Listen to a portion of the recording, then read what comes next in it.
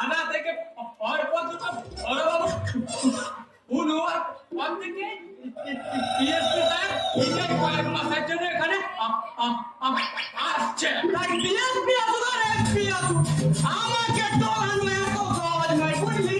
কারণ আমি হলাম গিয়ে বইয়ের ভাগ্য মানে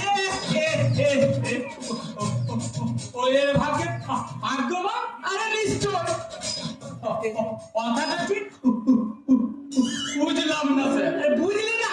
তবে শোন, আমি ছিলাম তোর মতো একজন হাবিলদার, কিন্তু বিয়ে করার পর থেকে একটা করে প্রমোশন ছিল একেবারে মেজো বাবু। তাছাড়া তোর বউদের বলার জন্য আজও পর্যন্ত কেউ আমায় টলাতে পারেনি, আর আশা করি ভবিষ্যতেও পারবে না। তাহলে ওদের জন্য আমরা ভাগ্য ফিরেছে বলুন। আরে নিশ্চয়, এটা আমি গর্ব করে বলতে পারি।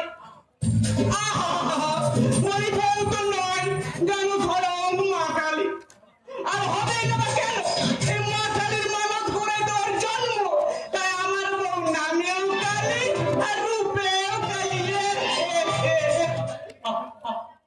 আয় নাকি? আরে নিশ্চয়, তা গিন্নি হিসাবে আমার ভীষণ বুঝলি। এই প্রায় 14 বছর আমাদের বিয়ে হয়েছে, কিন্তু ভালোবাসায় একটুকুনো কমতি রাখেনি।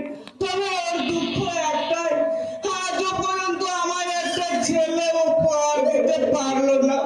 তবে আমিও বলে দিয়েছি কেন, চিন্তা করার তোর কোনো দরকার নেই। তোর যখন ছেলে মেয়ের জন্য মন খারাপ করবে, তুই আমায় একটু আদর করেছিস কেমন? তোর গিন্নিটা কেমন রে ঠেলা? আমার এখানে হয় সে কি রে? এই বুড়ো হতে চললি আর এখনো বিয়ে করলি না? পুরো কোথায় স্যার? এই তো সবে